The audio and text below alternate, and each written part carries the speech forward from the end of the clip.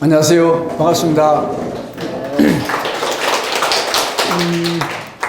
오늘 벌써 이제 11번째 강의가 되겠습니다.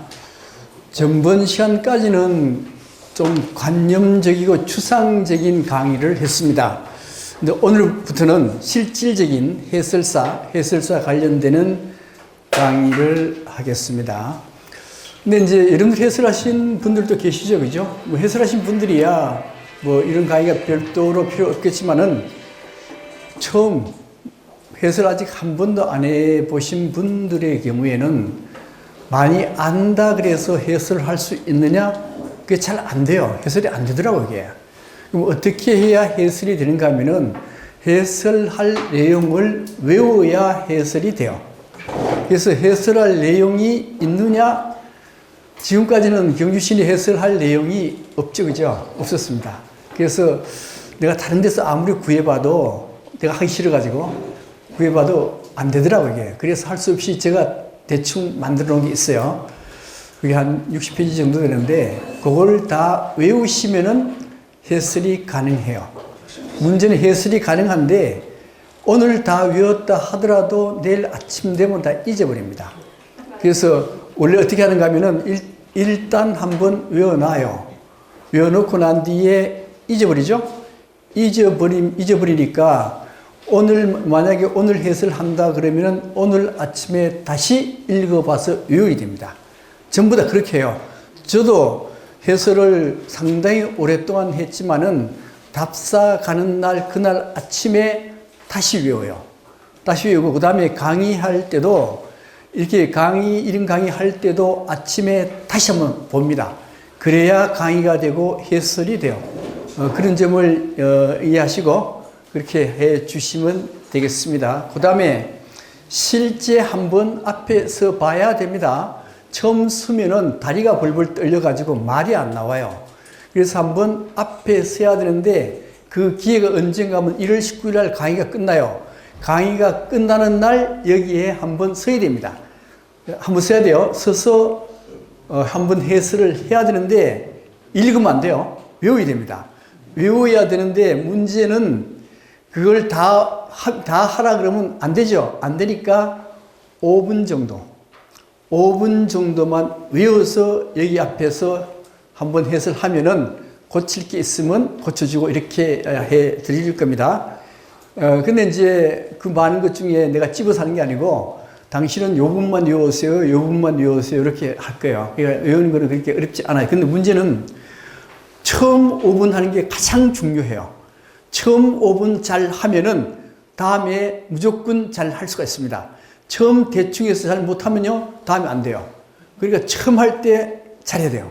그 준비 잘하면 그다음부터 좀 쉬워요.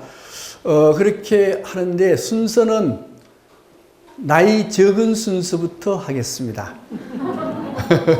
그래서 60대 초반까지는 무조건 한다라 생각하시면 돼요. 그렇게 하시면은 나중에 다시 아마 처음 왜 잘해야 되느냐. 신라문에 온 분들도 이거 와서 보실 거 아니에요. 보시는데 잘해야 해설사로 쓰지 못하면 왜 안 되거든요. 처음 5분 하는 거 딱 보면 알아요. 5분 준비를 잘 하셔야 됩니다. 자, 그러면 이제 오늘 해설사에 대한 강의를 하는데 해설사가 어떤 자세로 해야 되는가부터 말씀드리겠습니다. 자, 먼저 복장입니다. 복장. 이 복장인데 이 전부 다 해설사들이거든요. 근데 해설사는 딱 봐가지고 해설사네 하는 그런 복장을 갖추는 게 좋아요. 그냥 평범한 옷보다가는 조금 튀는 듯 하면서도 단출하게 그렇게 입는 게 좋습니다. 자, 이런 복장도 괜찮지, 그죠? 조금 튀죠? 네, 좀 단출해요, 그래도. 자, 이런 복장도 괜찮습니다. 이 정도. 이 정도도 뭐 괜찮죠. 되게 이런 옷 많이 입죠. 되게 우아하죠. 우아해요. 그럼 이렇게 옷을 잘 입으면은 해설도 우아하게 잘 해야 됩니다. 옷만 잘 입으면은 욕한다고 이게. 이 정도도 괜찮죠. 네. 여름에는 이 정도도 괜찮습니다. 보기 좋죠, 그죠? 이 정도 이렇게. 이 복장은 좀 거북해요. 그죠? 창덕궁이니까, 궁이니까 이런 복장도 되지만은 이런 복장 입으면은 정말로 해설을 잘해야 돼요. 그 다음에 우리가 해설하는 내용은 문화재입니다. 그죠? 문화재. 그래서 문화라는 말을 굉장히 많이 써요. 신라문화원, 경주문화원, 일월문화원 등등의 문화라는 말을 굉장히 많이 쓰는데 도대체 문화란 게 뭔가 하는 문제입니다. 자, 이 문화는 영어로 뭐라는가 하면요. culture라 그래요. culture의 뜻은 농사 짓다는 의미가 됩니다. 그 다음 우리 문화 대신에 문명이라는 말도 많이 씁니다. 문명이라고 하는 것은 뭔가 하면 영어로 civilization인데 이것은 도시화라는 의미를 가지고 있습니다. 그러니까 도시사람, 서울 사람이면은 뭔가 하면요. 문명인이 돼요. 경주 시내 사람 그러면은 문명인이 됩니다. 그런데 천북 사는 사람은 문명인이라고 할 수가 없죠. 도시가 아니니까. 그럼 야만인이냐? 그것도 아니에요. 그죠? 그래서 그 천북인처럼 농사 짓잖아. 이게 문화인이라고 할 수 있어요. 일단 그래서 문화는 칼처라 그러고 문명은 시빌라이제이션 도시화라 그런다. 요 일단 알고 그런 문화 개벽 보통 이제 개벽 그런 얘기를 많이 쓰는데 이 개벽이라는 게 뭔가 하면 이제 문명을 문화로 바꾸는 걸 대체로 개벽이라고도 얘기를 해요. 그런데 여기에 문명이라는 것은 여기에 문명이라 그러는 것은 도시화인데 잘 사는 걸 의미해요. 그래서 이런 분들은 우리를 문명화 시켜준 분들입니다. 도시화 시켜준 분들이고 문명화하게 만들어졌죠. 그래서 문화라 하는 것도 사실은 문명을 갖춰야 문화가 이루어져요. 어느 정도 밥은 먹고 살아야 문화를 추구하게 되는 겁니다. 그 다음에 이 도시화가 이루어지면 이건 물질 문명이거든요. 물질 문명이 이루어지면 그 다음에 정신문화로 넘어가는 겁니다. 이 정신문화가 아까 말씀드렸던 칼처, 농사 짓다인데 왜 문화가 칼처, 농사 짓다인가 한번 보겠습니다. 자, 농사를 지을 때 어떻게 농사를 짓는가 하면은 여기에 밀알 혹은 옥수수 알이 있습니다. 옥수수 알을 땅에다가 심었어요. 땅에다 심은 이 옥수수 알이 썩죠. 썩어요. 썩어서 새로운 밀이 태어나고 옥수수가 태어나게 되어 있습니다. 이게 농사입니다. 농사인데 지금은 왜 알이 여기에 땅에 들어가서 밀알이 새로 솟는가를 의미를 알아요. 그런데 옛날에 농사 지을 때는 이 의미를 몰랐습니다. 몰라가지고 여기에 밀알을 땅에 심으면은 만약에 밀알이 안 솟으면 사람들이 다 죽어버리죠. 그러니까 어떻게 하는가 하면요. 여기다가 신을 여기다 땅에다가 묻습니다. 신을 끌어 묻는 이유는 네가 들어가서 여기에 밀알을 싹 틔워라라는 의미예요. 예를 들면은 우리 박혁거세 들어보셨죠? 박혁거세 신화. 박혁거세가 죽었어요. 죽어서 하늘로 올라갔습니다. 하늘로 올라갔다가 땅에 떨어지는데 시체가 몇 동강이 나는가 하면 5동강이 났어. 그죠? 5동강이 나는데 뱀이 아무리 붙이려고 그래도 안 붙어요. 안 붙어서 할 수 없이 5동강에 무덤을 쓰는데 그게 뭐예요?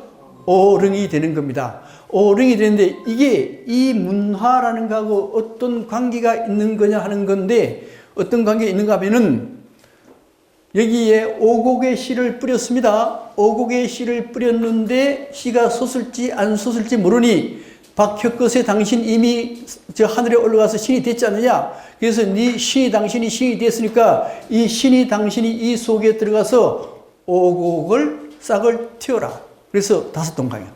그렇게 해석을 해야 대체로. 그래서 이제 이게 신이 되는 거거든요. 이게 뭘로 바뀌는가 하면은 고등 종교로 바뀌게 됩니다. 자, 고등 종교로 어떻게 바뀌는가 하는 건데 여기 이제 기독교, 불교도 똑같아요. 불교도 지장신앙이 똑같습니다. 근데 기독교를 할게요.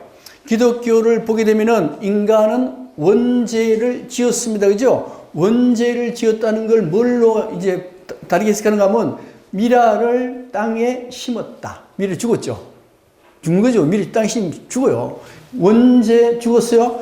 죽으니까 그 다음에 원죄가 있으니까 누가 대신 죄를 갚아줘야죠. 누가 갚았습니까? 예수가 갚았어요.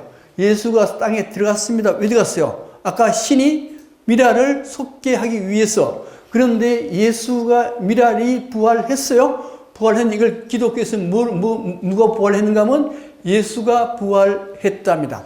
그러니까 농사 짓다가 뭘로 바뀌었는가 하면 고등 종교로 바뀌었어요.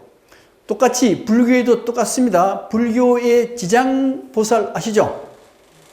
지장보살은 서운을 쓰였는데 무슨 서운을 쓰였는가 하면은 내가 지옥에 중생이 한 사람이라도 있다면은 나는 그 사람을 구하기 위해서 열반에 들지 않겠노라라고 서원을 세웠어요. 그래서 지장이 지옥으로 들어가는 겁니다. 그러면 그 의미가 무슨 의미인가 하면 여기에 미랄을 뿌렸는데 미랄이 바로 지옥 중생입니다. 지옥 중생인데 지장이 여기에 들어가서 미랄을 싹 틔워서 부활시켜줘요. 그래서 지장보살의 머리는 무슨 색깔인가 하면요. 파란 색깔이요. 파란 부활이거든. 그죠? 그래서 기독교나 불교는 이 미랄의 신화 농사 짓는 걸로 뭘 만드는 거면요. 고등 종교로 만든 겁니다. 결국 여기에 농사 짓다의 의미가 뭔가 하면은 여기에 지장이나 예수가 대신 땅에 들어가요. 뭡니까 그게? 나를 희생한답니다. 나를 희생해서 미라를 부활시켜요. 미라를 부활시키면 다른 사람들이 이익이 가죠. 나를 희생해서 다른 사람에게 이익이 가게 한다. 이게 칼처 농사짓답니다.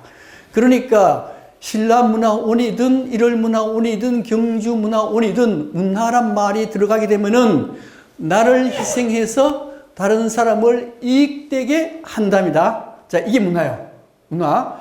그러면은 이 그럼 문화를 하는 사람들은 학문이나 예술 하는 사람들이 대체로 문화를 하는 사람들이에요. 근데 루소란 사람이 학문 예술론을 썼어요. 학문 예술론의 주제가 뭔가 하면은 학문과 예술을 하는 사람, 즉 문화를 다루는 사람들은 세상의 풍속을 깨끗하게 하는가 더럽히는가 하는 것에 대한 것이었거든요. 결론은 학문과 예술하는 사람들은 오히려 세상의 풍속을 더럽히더라. 결론은 그겁니다. 공부 많이 한 사람은 세상을 오히려 어지럽히더라. 이렇게 얘기를 해요. 그거 왜 그러냐? 왜 그런가 하면 우리가 문화재, 학문 예술을 공부하고 배울 때 왜 배웁니까? 왜? 우아하게 보이기 위해서. 그거죠? 자기가 우아하게 보이면 다른 사람들은요, 밑에 깔려요. 그러니까 남들 위하는 게 아니죠. 학문과 예술, 문화, 이게 문화인데, 문화의 원리가, 문화의 내용은 다른 사람을 위해서 나를 희생한다인데, 이렇게 우아한 걸 추구하면은 나를 희생하는 게 아니고 나를 돋보이게 한다. 이것은 풍속을 더럽히는 것이다. 나를 해야 풍속을 아름답게 해요. 나를 희생해서 다른 사람을 이롭게 해야 풍속이 아름답게 되는 겁니다. 그러면 우리는 뭘 취급하는가 하면 문화재 해설을 해요. 문화재 해설한다는 얘기는 나를 희생해서 다른 사람을 이롭게 한다는 그런 걸 내포하고 있는 겁니다. 그 다음에 또 한 가지, 해설자라 하는 것은 뭔가 하는 건데, 저는 해설자라는 것은 성직과 같은 의미를 가지고 있다라고 봐요. 자, 문화재를 해설한다는 것은 인문학입니다. 인문학인데, 인문학이 추구하는 바가 뭔가 하는 거예요. 인문학이 추구한 바는 인간 존중입니다. 인간 존중이고, 또 생명 존중이요. 생명 존중이라는 것은 뭔가 하면 동물과 식물에 대한 생명도 존중하라. 그런 의미. 그게 바로 인문학이 추구하는 겁니다. 그러면 인간 존중에서 가장 중요한 게 뭔가 하면 인간 평등이요.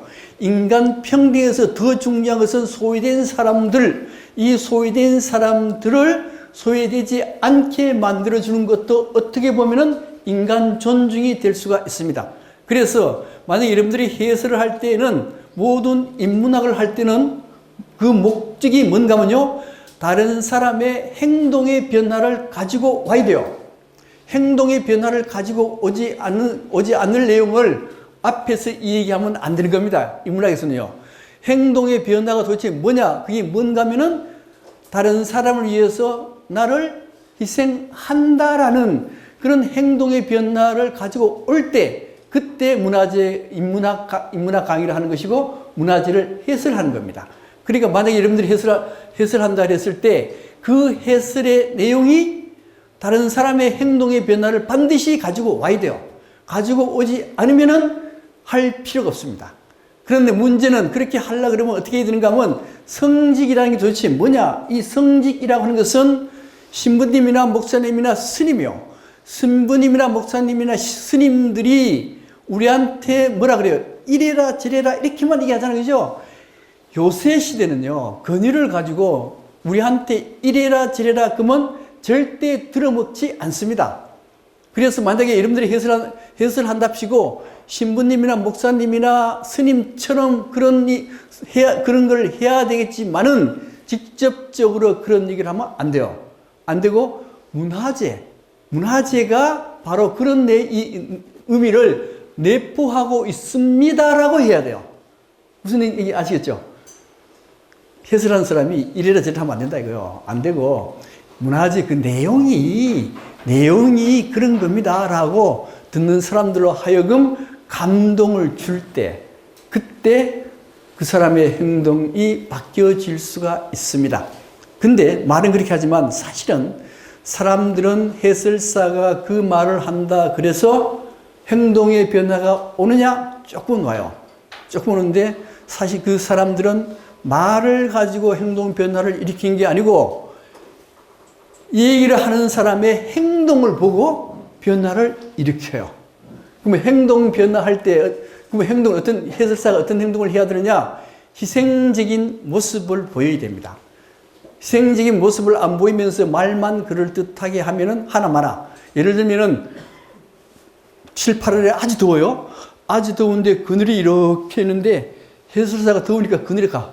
그늘에 해설 듣는 사람은 땡볕에 세워놔. 그러면요. 말만 희생하라 그러놓고 지가 좋은 자리 가면 그게 됩니까? 그게. 그러니까 해설사는 일부러 떼약볕에 가는 거예요. 떼약볕에 가고 듣는 사람은 항상 그늘에 세우고 이렇게 해야 되는 거예요. 이게. 그래서 행동을 보고 듣는 사람은 변화를 많이 가지고 와요. 그러니까 이 해설사는 자기 자신을 희생할 줄 알아야 됩니다. 그런데 지금 우리 경주에 도해설사 한 50명 된다 그러더라고. 50명 되는데 제가 이제 대능원에 가면은 청마청 앞에 해설사들이 쭉 앉아 있잖아요. 앉아 있는데 시간을 정해놨어 아주. 시간을 1시간마다 9시, 10시, 11시 끝. 그 다음에 12시 지나면 1시, 2시 이렇게. 그럼 11시 20분 가면 어떻게 해요? 11시 20분 가면은 1시까지 기다려야 돼. 그럼 이게 뭐예요? 이게 행동으로 보여주는 게 아니잖아. 이거는 해설사 본인들이 편리하게 하기 위해서 만들어 놓은 겁니다. 사람들, 이제 물론 이제 한두 사람 왔을 때 해설하기 귀찮지. 하나 오면 또 하고 귀찮은 면이 있는데, 그렇다 해가지고 1시간마다 해설해 준다. 불국사도 똑같아. 그죠? 1시간마다 모여서 한다면 이게 안 돼요. 그것은 행동으로 보여주는 게 아닙니다. 그래서 올 때마다 좀 귀찮다 하더라도 올 때마다 해주는 게 저는 맞다라고 봅니다. 그렇게 해설이라는 것은 바로 그렇게 해야 되는 겁니다. 자, 그 다음에 이게 해설하는 것도 이게 전문직이거든요. 전문직이라 하는 것은 그 분야에 대해서 완벽하게 이해하고 숙지해야 됩니다. 그 공부를 많이 해야 돼요. 해야 되는데 지금 이제 여러분들 처음이신 분들은 한 60페이지 정도 되는 거 외워도 해설은 다 해요. 질문하면 질문하면 잘 대답을 못해. 못하니까, 그래서 지금 한 8, 9시간 동안 그걸 다 해석해 줄 거거든요. 자, 그렇게 하고, 그 다음에 또 한 가지는 이 학단, 수학 여행단을 학단이라고 해요. 수학 여행단은 대체로 초등학생이 좀 많습니다. 초등학생의 경우에는 가장 중요한 게 뭔가 하면은 학생 관리입니다. 학생을 통제해야 돼요. 반드시 통제해야 됩니다. 통제하는데 멀리서 선생님이 이리 봐요. 보면은 저 해설사 해설 잘한다 못한다를 뭘로 아는가 하면 학생들이 잘 들으면은 잘한다요. 우왕좌왕하면 못한다요. 그러니까 통제를 잘하면 해설은 개떡같이 해도 잘하는 것처럼 보여요. 그러니까 가장 중요한 게 통제, 학생들 통제입니다. 그 다음에 아무리 해설 잘해도 다친다든가 하나 잃어버리면은 그날 해설은 완전히 망쳐요. 그러니까 학생 관리를 철저히 잘해야 됩니다. 그게 최고 중요해요. 그 다음에 시간 관리 문제입니다. 시간 관리 문제인데, 저도 한 10몇 년 동안 이제 해설도 이제 많이 가봤거든요. 가는데, 다른 사람한테 현장 가면 해설사 있잖아요. 해설사한테 잘 안 맡깁니다. 왜 안 맡기는가 하면, 지금은 좀 다른데요. 전에는 해설사가 자기 외운 게 1시간 분량을 외웠어요. 1시간 분량을 외웠는데, 내가 저 가서 뭐라는가 하면, 지금 우리 시간이 20분밖에 안 됩니다. 20분 동안 좀 해주세요. 그러면 해설사가 20분 안에 끝내야 될 거 아니에요? 아니요. 그렇게 못해요. 1시간 외웠으면 1시간 다 해야 돼요. 그러니 그걸 맡길 수가 없어요. 어디 부석사라든가 갔을 때도 못 맡기는 이유가 그거거든요. 빨리 진행해야 되는데 그게 안 돼요. 그 다음, 마을? 달실마을 갔을 때도 원래는 그 입구부터 설명해야 되는데 없어요. 정자인데만 설명한다고. 그러면 그게 안 되잖아. 그죠? 그래서 할 수 없이 제가 맡았는데 그 이유 중에 하나가 뭔가 하면 시간 관리 때문에 그래요. 그래서 여러분들은 해설할 때 여기에 몇 분 소요됩니까? 라고 물어야 됩니다. 그 안에 해설을 끝내야 돼요. 다 자기가 1시간 외웠다 해서 다 하면 안 돼요. 중요한 거 하고 치워야 됩니다. 그게 시간 관리를 아주 잘해야 됩니다. 그 다음 또 하나 뭐가 있는가 하면 대상별로 차등 설명을 해야 돼요. 어른 같으면 육하 원칙에 의해서 논리적으로 설명을 해야 돼요. 그래야 어른들은 듣습니다. 어린 애들, 초등학생의 경우에는 논리적이 아니어도 흥미 위주로 얘기해도 돼요. 차이가 있습니다. 그걸 잘 분간해서 설명을 하셔야 되고, 그 다음에 재밌게 하면 좋긴 좋죠. 좋긴 좋은데, 이것도 유머 같은 것도 많이 공부해서 그렇게 하면 돼요. 그 다음에, 해설 방법인데, 가르치는 자세로 하면 안 됩니다. 남들을 가르치려고 하지 마세요. 가르치려 하면은 바로 반발이 들어와요. 그래서 내가 가르치는 게 아니고 뭐가 가르쳐요? 문화재가 가르치도록 해라 이거예요. 문화재가. 그 다음에 설명, 아까도 말씀드렸는데 설명을 장황하게 하면 안 됩니다. 그 다음에 문화재 하나 앞에서는 5분을 초과하면 안 돼요. 5분, 10분 한다? 지루해야 못 들어요. 5분 동안, 물론 이제 문화재에 따라서 좀 틀려요. 5분을 넘기지 말합니다. 그리고 초등학생의 경우는 2, 3분에 끝내요. 길게 하지 마세요. 많이 안다 하더라도. 그렇게 끝내줘야 됩니다. 그 다음에 글을 잘 쓰고 말을 잘한다가 뭔가 하면요. 글을 잘 쓴다라 하는 것은 문장이 짧아야 됩니다. 문장이 길면은 그 사람은 글을 못 쓰는 거예요. 문장은 짧고 문장 하나에는 반드시 핵심 단어 하나만 들어가야 돼요. 문장 하나에. 그리고 문장과 문장은 핵심 단어와 핵심 단어가 연결이 되고, 그 다음에 한 단락은 5, 6줄 한 단락이요. 5, 6 핵심 단어가 한 단락인데 그 한 의미가 내포되어야 되는데 좀 복잡하죠. 이거는 전문적이니까 때치우고. 다시 말씀드리면 글 잘 쓰는 것도 반드시 글이 짧아야 돼요. 한 줄 이상 쓰면 안 돼요. 아시겠죠? 그 다음에 말도 똑같습니다. 말을 길게 하면 안 돼요. 제가 굉장히 말을 짧게 끊어야죠. 이렇게 해야 돼요. 말을 짧게 짧게 끊으라. 이게 가장 중요해요. 그 다음에 서론 길게 하지 마세요. 서론 길게 하면요, 지루해. 서론 거의 없애버리고 본론 바로 들어가도 돼요. 그렇게 하시고요. 그 다음에 또 하나. 해설하는데 보면요. 여기 이거에 대해서 해설하는데 이 사람은 요것만 해설하면 되는데, 뭐 스카탑 그러면 스카탑 하나만 해설하면 되는데, 다른 것들 또 장황하게 해설하는 사람도 있어요. 그런 사람 많습니다. 왜 그렇게 하는가 하면은 내가 많이 안다는 거 보여주기 위해서 다른 걸 끌어와서 설명을 해요. 그러면 안 돼요. 그럼 지루하게 되고 벌써 알아. 아, 저 사람 아는 게 별로 없네. 아는 게 별로 없으니까 다른 거 끌어와서 설명하고 앉았네. 이렇게 된다고 이게. 그래서 반드시 그 문화재에 대한 것만 얘기해야 돼요. 다시 말씀드리면 그 문화재에 대한 것만 얘기하고 절대 길게 얘기하지 말고 말은 짧게 짧게 끊어서 하랍니다. 그 다음에 발음 문제. 발음 문제인데, 원래 이제 한두 명일 때는 조근조근하게 해야 되는 게 맞아요. 그렇게 해야 돼. 한두 명인데 옥타브 높여버리면 이상하다고 이게. 그런데 학단처럼 30명이 됐다. 30명이 되면은 옥타브를 높여야 됩니다. 전에 부석사 갔을 때도 말을 높이죠. 2, 2, 3 옥타브를 높여요. 높여서 얘기해야 그게 귀에 들어와요. 그 다음에 높이는데 이게 그냥 되는 게 원래 목소리도요. 칼날 같은 목소리를 해야 돼요. 부드러운 목소리 별로 안 좋습니다. 칼날 같은 목소리를 낼 수 있어야 됩니다. 칼날 같은 목소리를 그러면 어떻게 내느냐? 이거요. 연습해야 돼요. 저는 연습 항상 해요. 어떻게 하느냐? 원래 제가 몸무게가 이제 30살 때까지는 48kg였어요.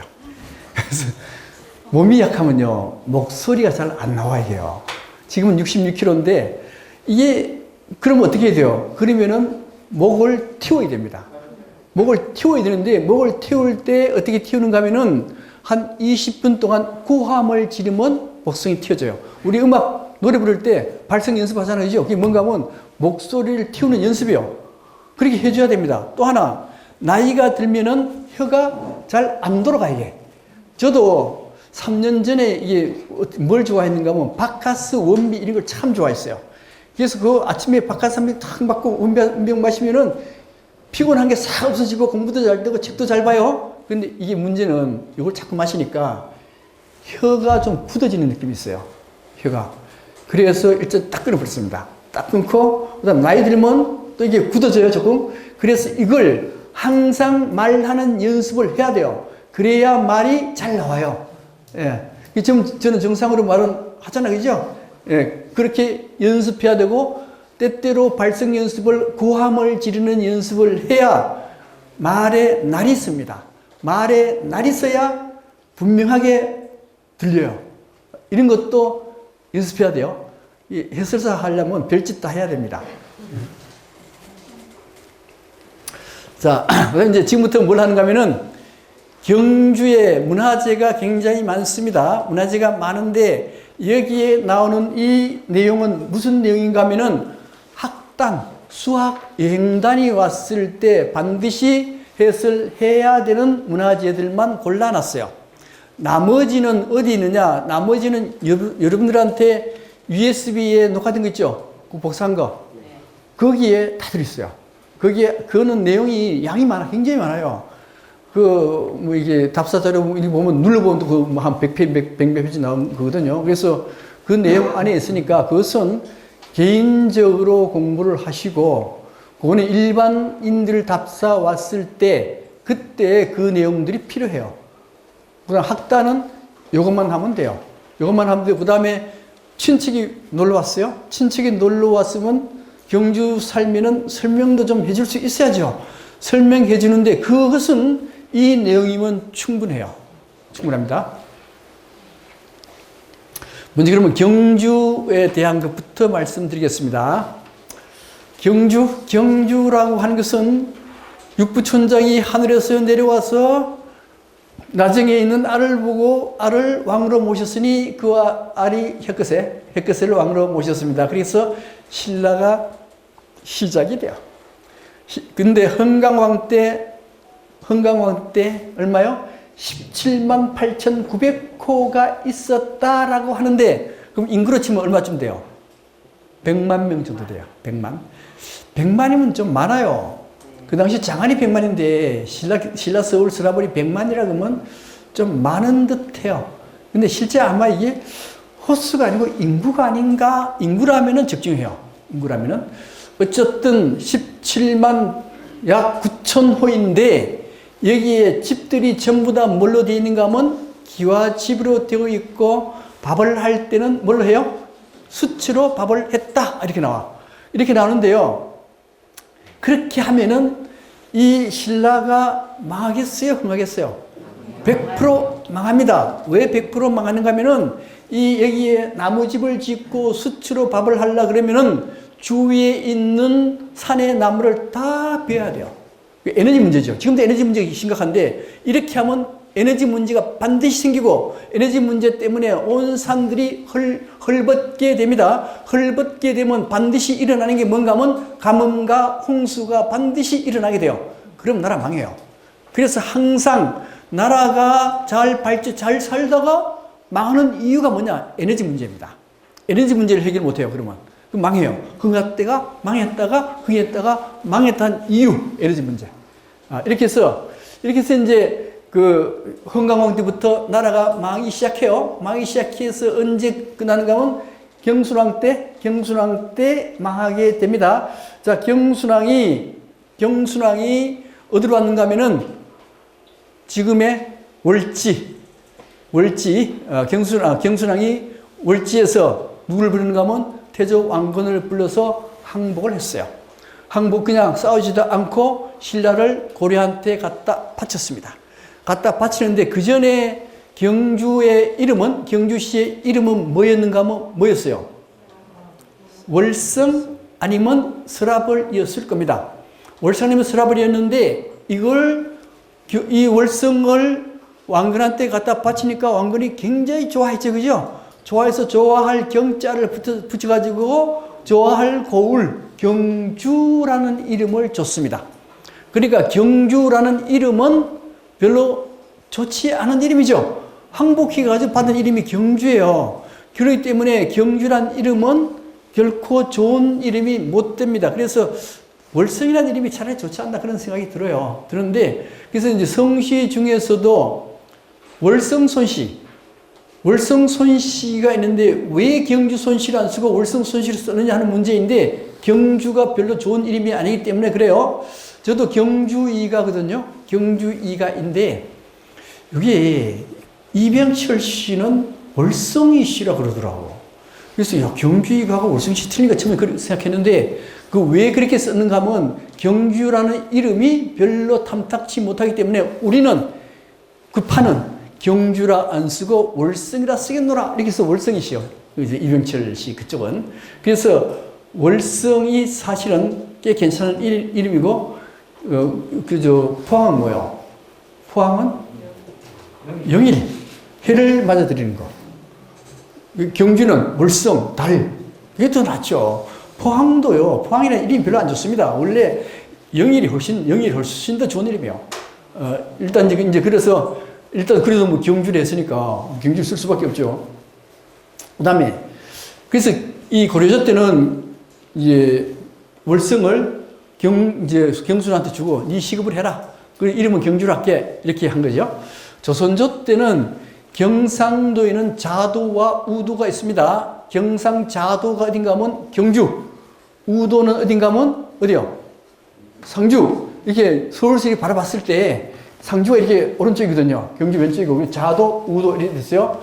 이래 두 개를 합치면 어떻게 되는가 하면 경주와 상주 합치면 경상도가 되는 겁니다.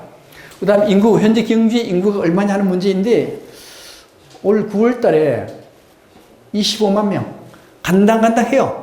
근데 경주도 25만 명이 안 깨지려고 노력하지, 그죠? 뭐 25만 깨져도 관계없어요. 경주 같은 경우는 포항이 문제지. 포항은 50만이 깨지면 안 되거든요. 50만이 깨지면 어떻게 되는가 하면 포항시가 있고 남구청, 북구청이 있어요.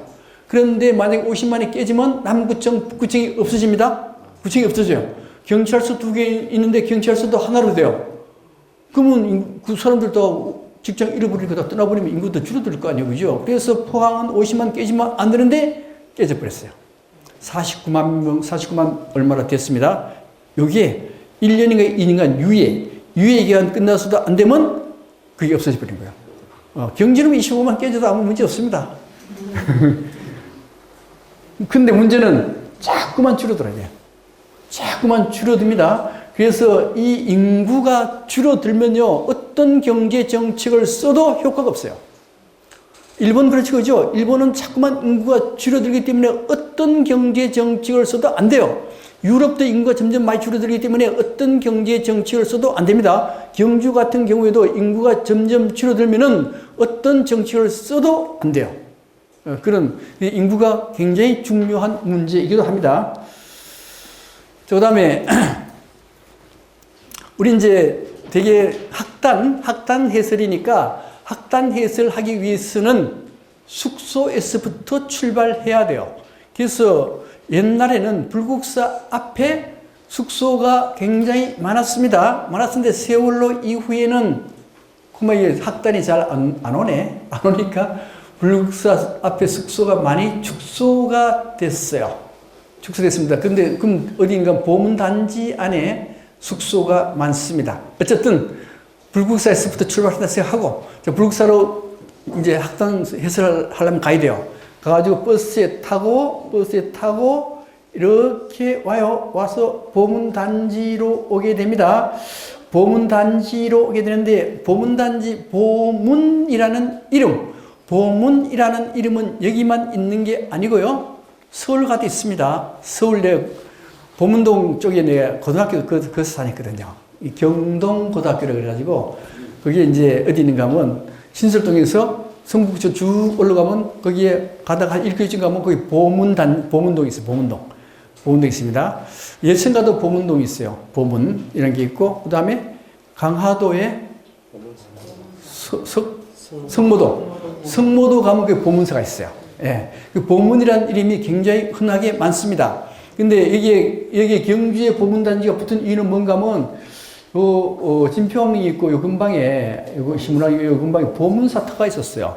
보문사터가 있어서 이 이름을 가져와서 보문사로 했는데, 그럼 보문이란 뜻이 도대체 뭔가 하는 건데요. 보문이란 뜻은 보문시현에서 유래됐는데, 이 보문시현은 무슨 뜻인가 하면은, 여기에 인도가 이렇게 있으면은 인도 남쪽에 있는 산이 하나 있는데 그걸 보타라카산이라고 해요. 이 보타라카산에 누가 있는가 하면 간센보살이 여기에 계십니다. 여기 계시는데 우리는 세상 살이 하다 보면 괴로운 일들이 많아요. 괴로울 때 간센보살을 지극정성으로 부르면은 이 간센보살이 보통 문으로 나타나신다. 특별한 문으로 나타나는 게 아니고 보통 문으로 나타나서 우리의 고통을 해결해 준다는 의미가 바로 보문이라는 의미이죠. 근데 보문이라는 의미인데 이 간센보살이 나타날 때는 보문이라는 의미가 뭔가 하면 특별하게 이런 모습으로 나타나는 게 아니에요. 이런 모습으로 나타나는 게 아니고 내가 괴로울 때 내 동료처럼 옆에서 나를 도와주는 사람이 있을 겁니다. 그 사람이요? 간센보살이요. 간센보살은 내 수준으로 나타나요. 특별한 수준으로 나타나는 게 아닙니다. 그래서 항상 내 수준으로 만약에 나를 지극정성으로 도와주는 사람이 있다면 그 사람이 간센보살이에요. 그 의미가 바로 뭔가 하면요. 보문이라고 하는 의미가 되는 겁니다. 이제 아시겠죠? 보문단지? 보문. 예. 그 다음에 이렇게 와가지고 이렇게 가는 방법이 있고요. 이렇게 가는 방법이 있는데 이렇게 많이 가죠? 이렇게 많이 가면 여기에 산성이 하나 나와요. 명할산성이 하나 있습니다. 명할산성이 있는데 이 명할산성이라고 하는 것은 뭔가 하면은 여기에 이제 선덕여왕이 왕 위에 올랐잖아요. 그죠? 올랐는데 여자가 왕이 오르니까 이게 나라 제대로 되겠나 해가지고 비담이 반란을 일으켜요. 반란을 일으키는 장소가 어딘가 하면 명할산성에서 반란을 일으킵니다.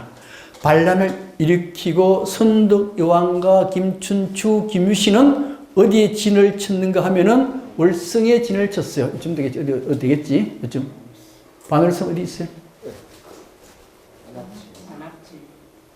뭐, 이 근방이네.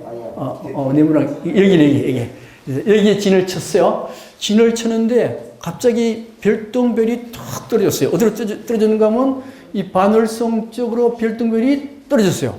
이 별똥별이 떨어지면은, 그 편이 망한다는 그런 징조를 나타낸다는 거예요. 그래서, 이 김춘추 선덕여왕 쪽에, 망하는구나, 라고 사기가 떨어졌습니다. 그러니까 김유신이 큰 전에다가 연꼬리에다가 불을 붙여가지고 쫙 올려요. 떨어졌던 별똥별이 쫙 올라가도록 만들어요. 그래서 여기에 반월성에 있던 김춘추 선덕여왕 그들은 사기에 올라가고 이 명할산성의 사기에 떨어져가지고 이 비담이 싸움에 완전히 피했습니다.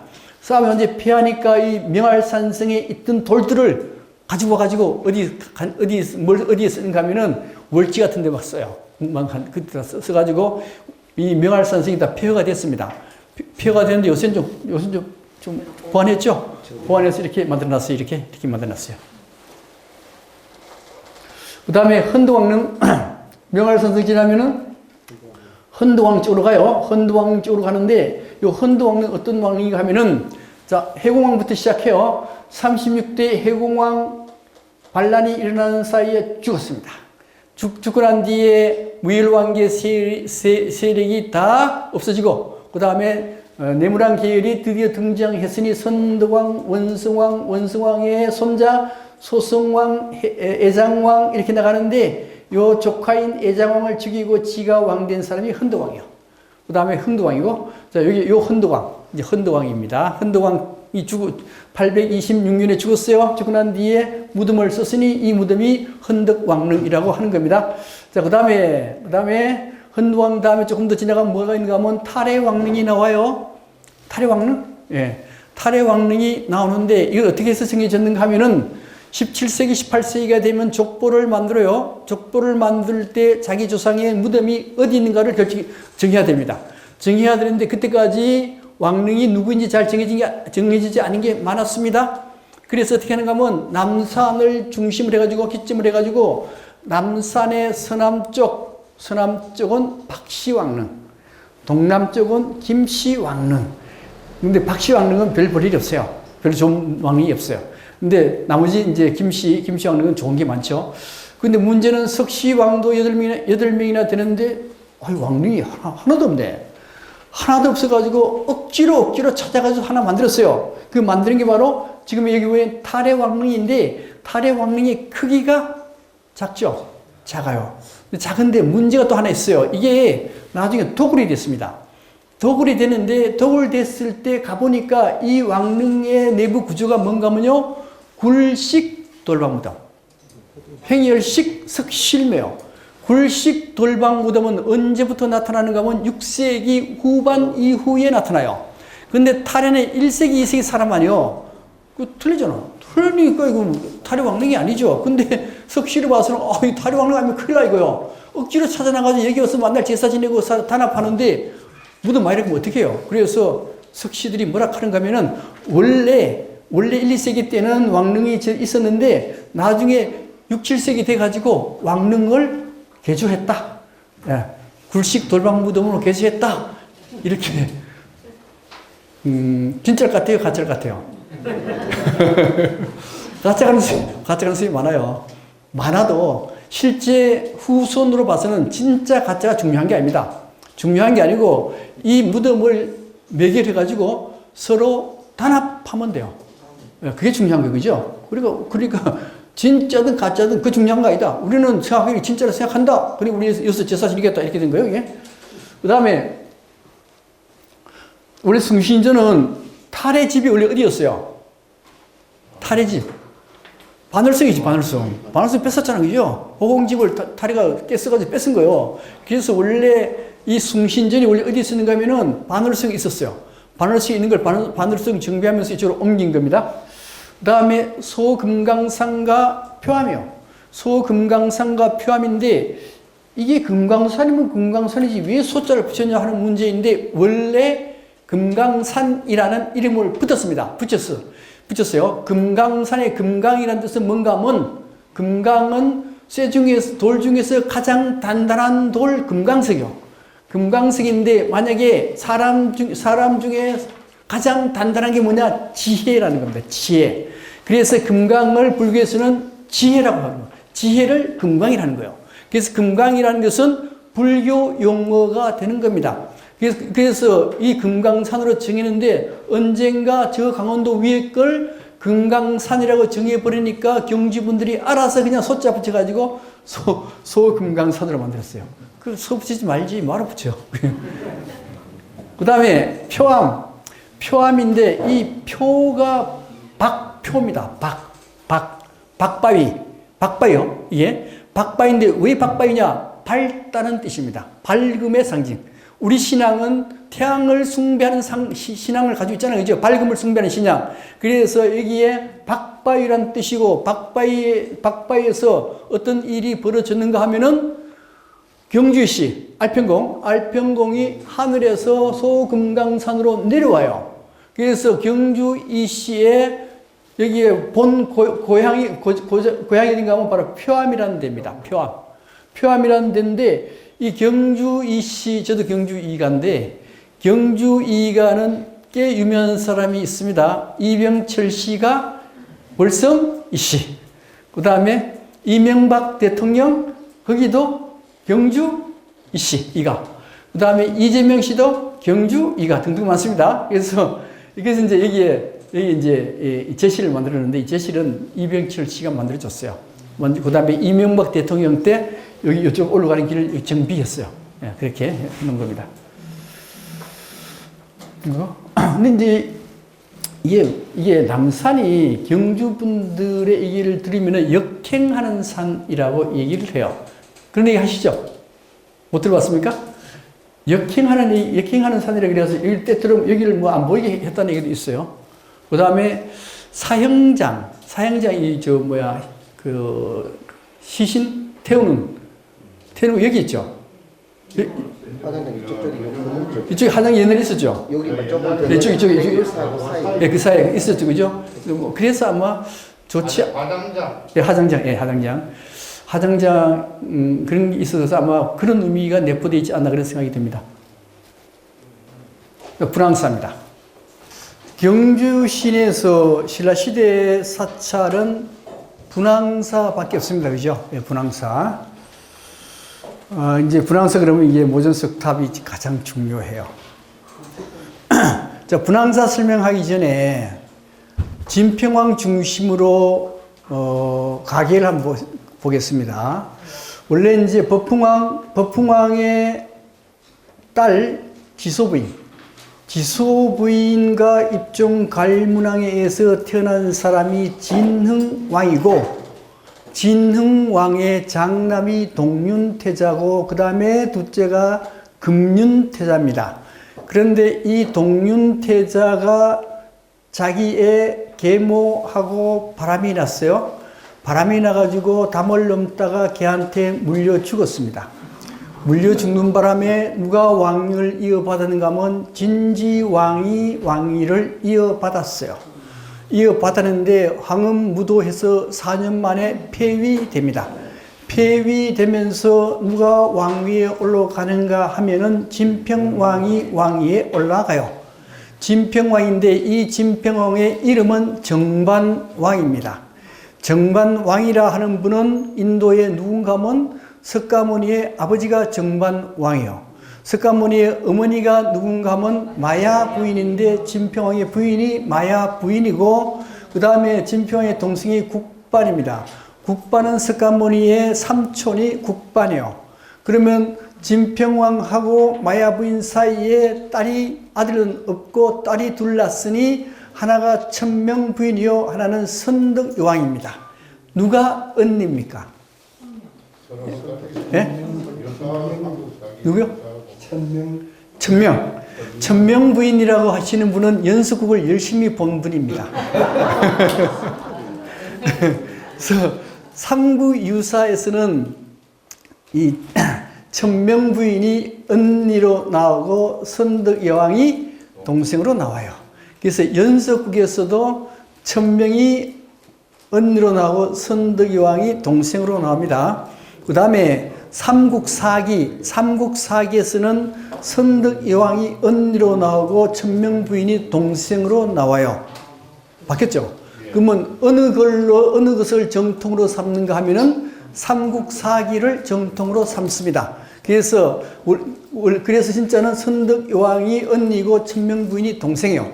그런데 삼국유사, 이런 스님이 삼국유사 쓸 때는 삼국사기를 옆에 펴놓고 써요. 펴놓고. 언제 나왔으니까? 펴놓고 쓰는데 일부러 틀리게 써요. 틀리게. 왜 틀리게 썼느냐 하는 문제인데, 왜 틀리게 썼는가 하면 일부러 그 이유는, 자, 천명 부인과 선덕 여왕이 있는데 선덕 여왕이 언니면은 그냥 자연적으로 왕이 되는 거죠. 그런데 동생인데 왕이 됐다 그러면 어떻게 해야 돼요? 뛰어났다, 이거. 뛰어났다 표시를 그렇게 한 거, 이게. 그래서 선덕 여왕이 왕위에 올랐어요. 선덕 여왕이 왕위에 올랐는데 문제는 이게 진평왕이 누군가 하면은 정반왕 석가모니의 아버지입니다. 마야 부인은 석가모니의 어머니요. 그럼 여기에 아들이 태어났으면 게 석가모니 일터인데 아들이 하나도 없네. 없으니까 선덕 여왕을 아들 대신 석가모니로 취급을 해요. 그러면 여기 이 진평왕의 이 가족들은 석시 가족과 같죠. 석가모니 가족과 같죠. 그래서 이걸 성골이라고 해요. 성골 아시겠죠? 성골 진골 나와요? 성골인데 성골은 진평왕의 가족만 성골이게.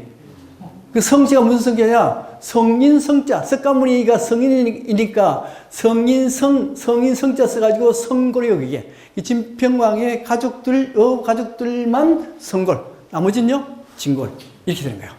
그래서 드디어 이제 선덕 여왕이, 남자면 참 좋겠는데, 남자가 아니니까 남자처럼 해야 되겠는데, 남자처럼 하기 위해서 만든 절이 뭐냐? 분황사. 분황사입니다.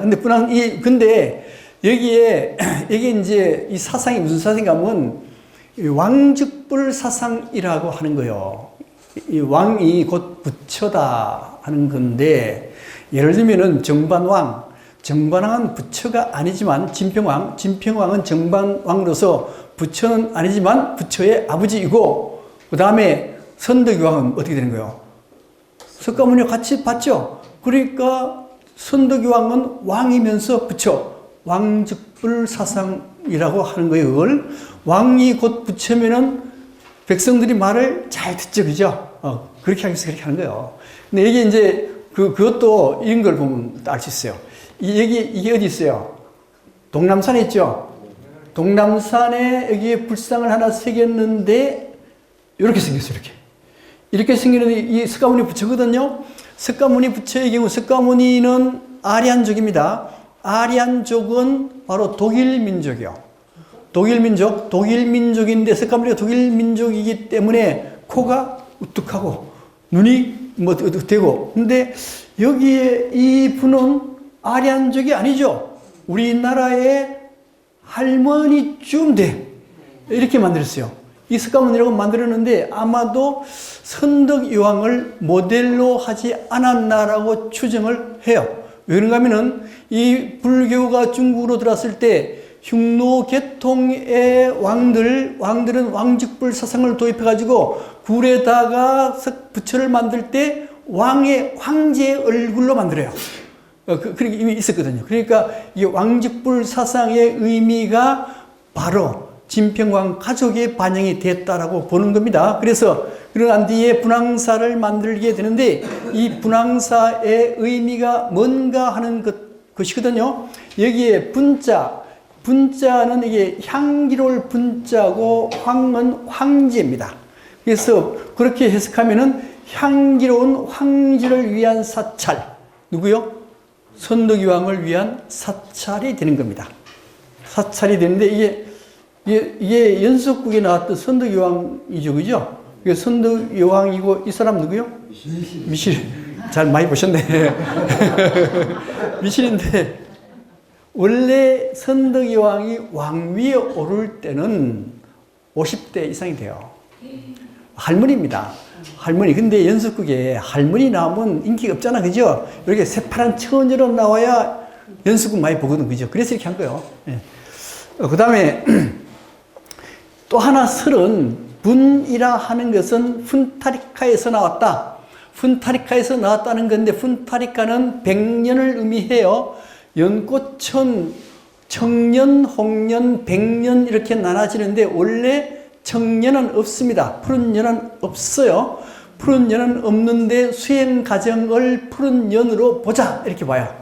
홍년은 우리 낙산사 가면은 홍련암이 있습니다. 홍련암에는 누가 나타난 걸 상징하는가 하면은 관세음보살이 거기에 나타나셨거든요. 그래서 홍련암, 그래서 홍련은 대체로 보살을 상징해요.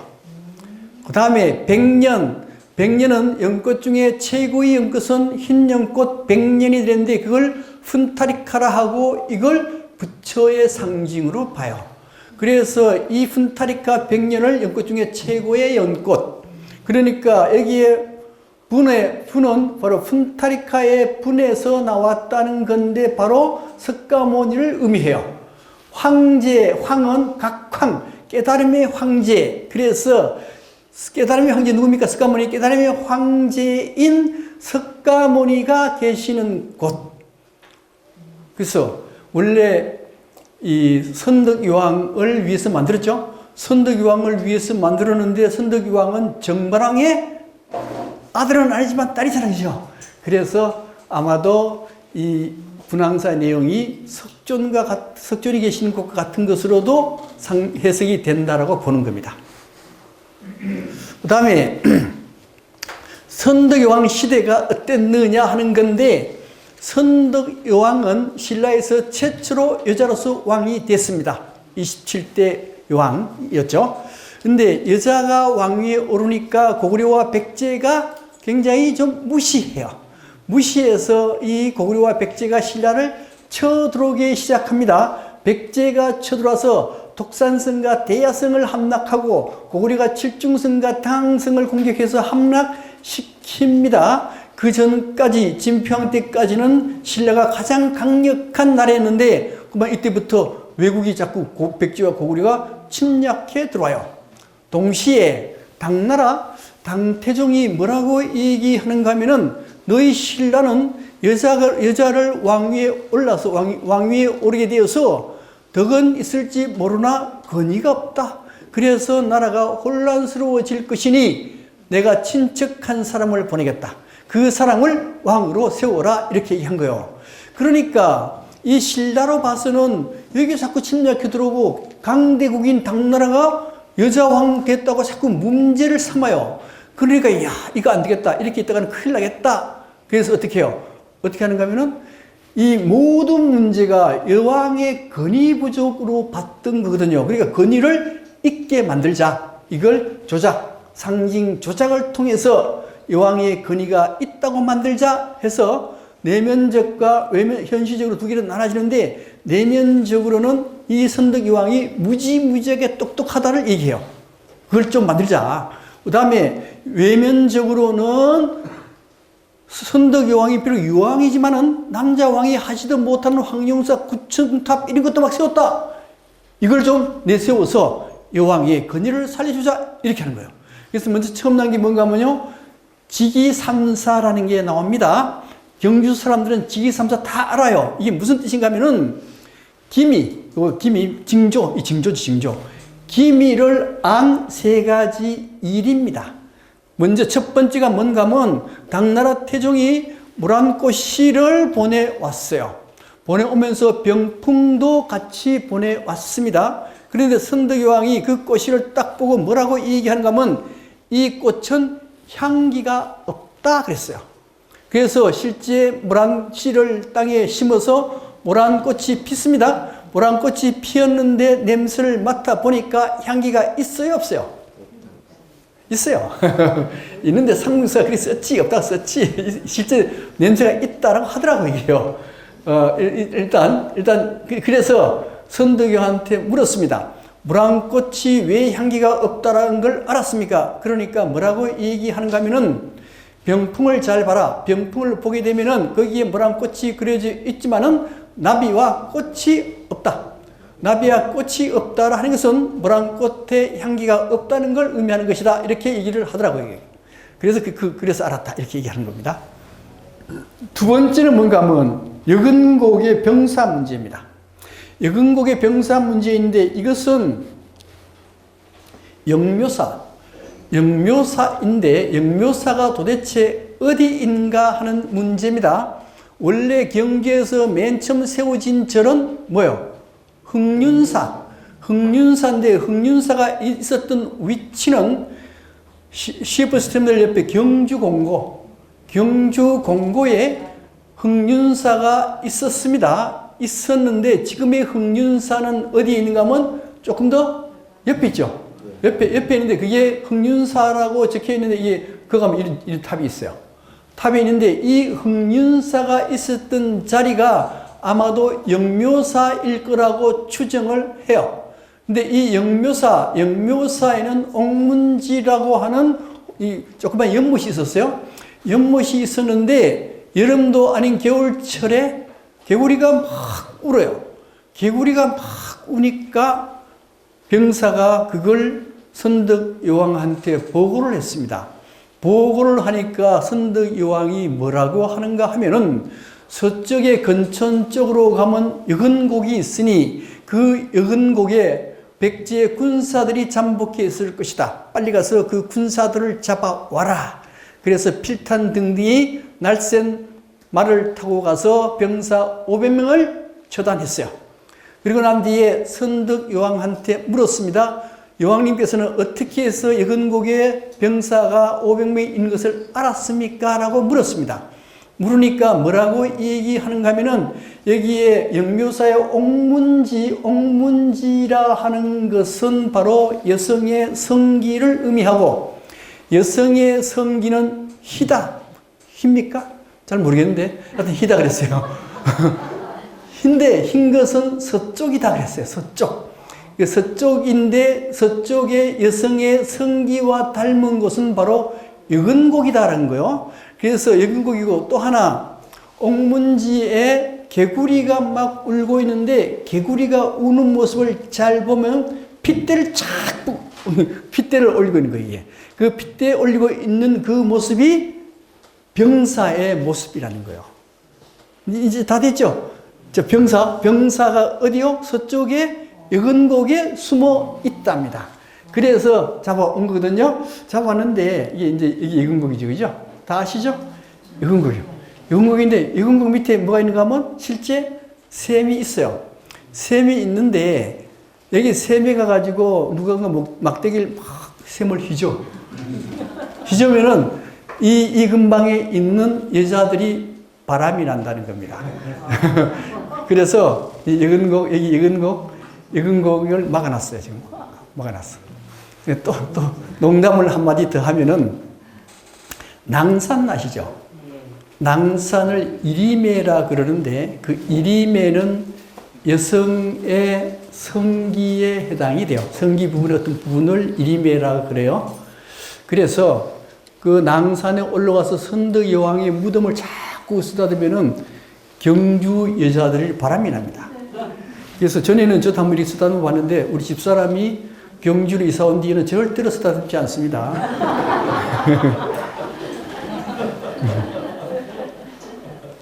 근데 이게 실제로 선덕 여왕이 이걸 알았을까요?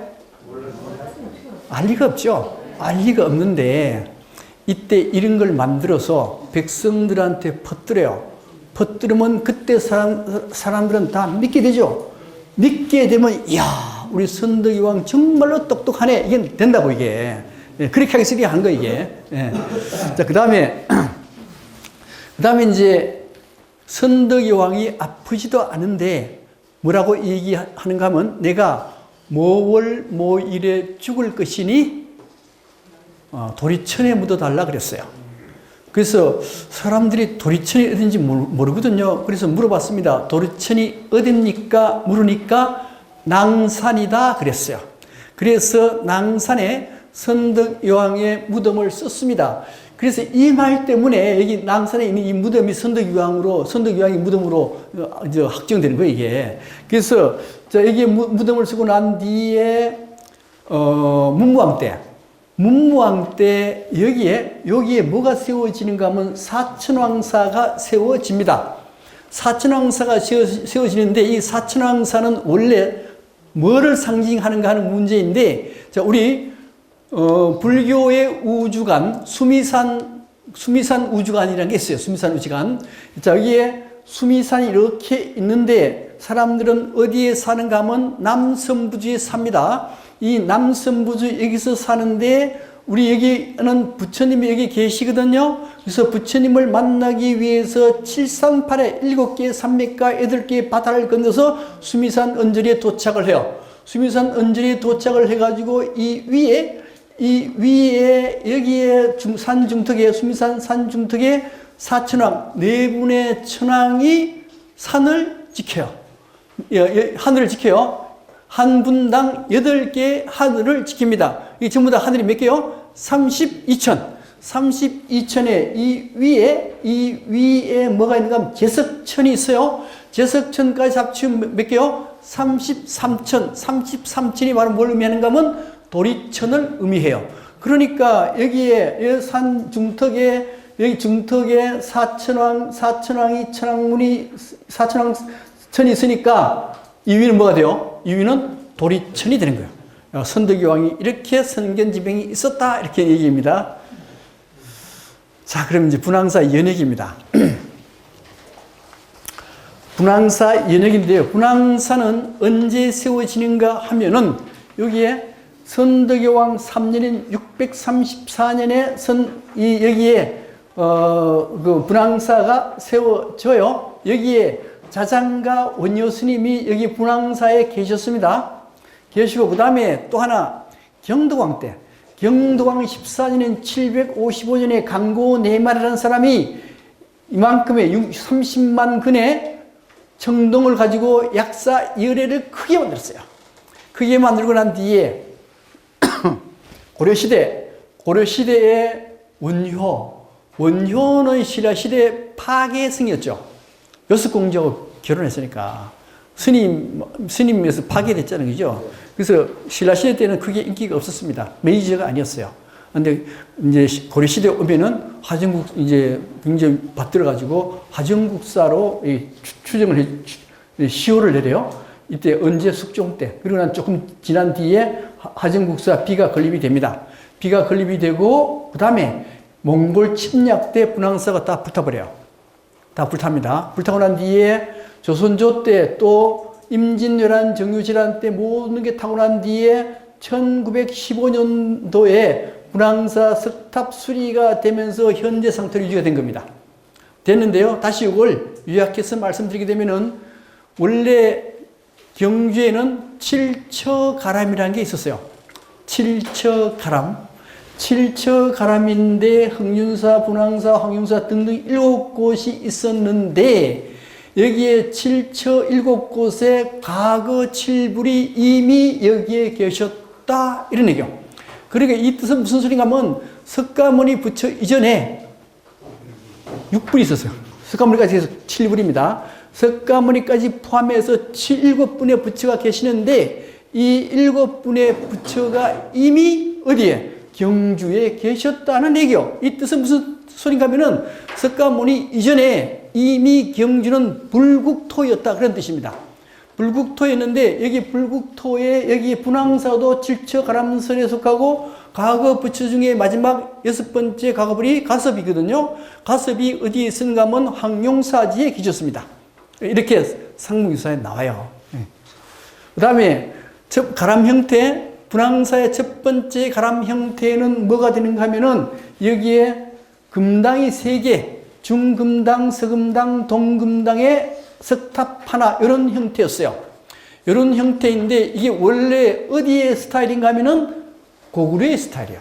고구려 형태입니다. 고구려 청암리에 있는 금강사지라는 데 가보면은 여기에 금당이 있고, 금당, 중금당, 동금당, 서금당, 동금당, 서금당이 있고, 중문이 있고, 탑 이렇게 있었어요. 요걸 모델로 삼아서 분황사에서 이렇게 만들었다입니다. 그런데 지금은 전부 다 절에 가면 대웅 금당 없죠? 전부 다 뭐였어요? 대웅전, 극락전 이런 게 있는데 신라 시대에는 대웅전, 극락전이라는 이름 없습니다. 없어요. 무조건 뭐요? 금당이요. 왜 금당인가 하면은 석가모니의 좋은 모습 80종호 32 뭐요? 모르겠다. 그냥 80종에 32가지 있는데 거기에 부처를 어떤 모습으로 했는가 하면 금빛이 번쩍번쩍 나는 모습으로 표현해요. 금빛이 번쩍번쩍 하니까 바로 그 건물 안에 석가모니 모시면 금빛이 번쩍번쩍 나니까 그걸 금당이라고 했어요. 그래서 신라시대는 금당이라고 했습니다. 금당이라 그러고 그 다음에 문도 우리는 일주문 무슨 문 하는데 신라시대에는 그런 문 이름 없습니다. 없고 뭐라 그런가 하면 중문이요. 그냥 중문 이렇게 됐습니다. 그래서 이렇게 처음에 분황사의 복원 조감도는 이렇게 됐어요. 중금당, 동금당, 서금당, 석탑 이런 형태였습니다. 이런 형태인데 이게 바꿔져요. 1차 중건 가람이 만들어지는데 경도왕 때입니다. 경도왕 때 아까 뭐라 그랬어요? 30만 6,700근의 청동 약 61톤 정도 돼요. 이걸로 가지고 대형 약사열애를 만들었습니다. 대형 약사열애를 만들었는데 그 중금당에 앉지를 못해요. 앉지를 못하니까 모두 부셔버리고 중금당을 크게 지었어요. 크게. 이렇게 중금당 하나만 크게 지었는데 얼마나 크게 지었느냐? 처음에 지었을 때는 110평이었는데 172평으로 크게 지었어요. 172평이면 엄청 크죠? 엄청 커요. 엄청. 거기다가 여기에 뭘요? 대형 약사열애를 안치하고 석탑 이렇게. 그다음 그러고 난 뒤에 여기에 몽고 침략으로 1차 중건가람이 폐사가 됩니다. 몽고 침략에 의해서 황룡사도 다 불타버리고 분황사도 다 불타버려요. 왜 이 불태우는가 하면 원래 몽골이 한 7, 8차 계속 침략해 들어와요. 침략해 들어오는데 그 침략해 들어온 이유가 뭔가 하면 약탈입니다. 약탈하러 들어와요. 너희들 뭐 왕도 거기 왕이 강화도로 가 있지만은 우리는 이 육지를 전부 다 약탈하겠다 해서 계속 약탈해 가는데 분황사하고 황룡사하고 약탈할 수가 없잖아요. 그죠? 근데 그거 불질러버려요. 아닌 것도 약탈하고. 네. 그 다음에 2차 중건가람인데 몽골 침략에 의해서 불타고 난 뒤에 13세기, 15세기에 다시 중건을 해요. 중건하는 중건 크기가 처음에는 몇 평이었는가 하면 172평, 이렇게 172평 큰데 몇 평으로 바꾸는가 하면 38평으로 바꿔요. 작게 만들어. 작게 만들고요. 원래 집의 향이 남쪽이었는데 이 향을 서쪽으로 바꿔요. 바꿉니다. 그 다음에 3차 중건가람이 만들어지는데 이때가 임진왜란이 끝나고 난 뒤인 1609년에서 요 사이에 3차 중건가람이 만들어져요. 3차 중건가람은 원래 이게 38평이었는데 더 줄였어요. 12평으로. 12평으로 줄이고 12평 줄였는데 그게 지금 남아있는 겁니다. 남아있는 거요. 이 보강전으로 남아있죠. 그죠? 보강전으로 남아있는데 방향이 어느 방향이요? 서향이요. 서향. 왜 서향인가 하는 문제인데 아무도 해석하는 사람이 없는데 제가 해석했어요. 어떻게 했는가 하면 아미타 부처님은 향이 어느 쪽이요? 아미타 부처님 서쪽에 계시니까 동쪽을 바라다 봐요. 그죠? 왜요? 서쪽에 있으니까. 근데 여기에 3차 중건 금당에는 누가 있는가 하면 여기에 약사열애가 있어요.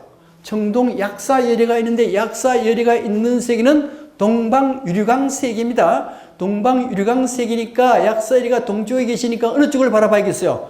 서쪽을. 그래서 아마 서향을 하고 있는 것 같아요. 그 다음 분황사 모전석탑이 되겠습니다. 자, 분황사 모전석탑인데 모전석탑의 의미가 뭔가 하면 여기에 모자는 본뜰 모자입니다. 본돌 모자. 그 다음에 전은 벽돌 전자요. 벽돌을 모방해서 만든 돌로 된 탑, 이런 뜻입니다. 그러니까 여기 이게 전부 다 뭔가 하면 벽돌형이죠. 벽돌형인데 실제는 뭐요? 돌을 벽돌 모양으로 만들어서 세운 탑, 이렇게 되는 거예요. 이 원래 벽돌로 탑을 만드는 게 돌을 깎아서 만드는 것보다 쉽죠. 쉬운데 왜 하필 모전석 탑을 만들었는가 하는 문제인데, 원래 분황사란 곳이 석가모니가 있는 절이 분황사잖아요. 그죠? 그러니까 석가모니의 탑과 비슷하게 해야 되겠다 그래가지고 석가모니의 사리탑 스투파, 인도에 있는 스투파, BC 3세기에 만든 스투파가 뭘로 되는가 하면 모전석탑으로 되어 있어요. 그래서 아마도 그걸 본떠서 이걸 모전석탑으로 만들었지 않은가 생각이 듭니다. 그 다음 타파, 모전석탑인데 타파의 전개가 어떻게 되는가 하는 겁니다. 먼저 원래 석가모니 부처님이 열반에 드셨습니다. 열반에 들어서 다비식을 했는데 사리가 어마어마하게 많이 나왔죠. 많이 나와서 탑을 몇 개 세웠는가 하면은 8개의 탑을 세웠어요. 8개의 탑을 세우고 난 뒤에 그 다음에 근데 석가모니는 불상을 만들지 말고 그 다음에 뭐라고 얘기했는가 하면 법등명 자등명 그래서 법을 선생으로 삼고 스스로 부처가 되어라. 우상 숭배하지 마라 그랬어요. 그런데 이것은 출가한 스님이나 해당되지 보통 신자들은 그 말을 가지고는 도저히 부처를 믿을 수가 없습니다. 뭔가 의지해야 돼요. 그래서 의지의 대상이 뭔가 하면 석가모니의 살입니다. 석가모니의 뼈를 보고 마치 석가모니를 보듯이 섬기는 거예요.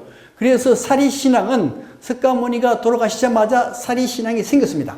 생겼는데 이 사리신앙을 어떻게 이용했는가 하면 그 당시 아쇼카 왕이 8개의 탑을 헐어요.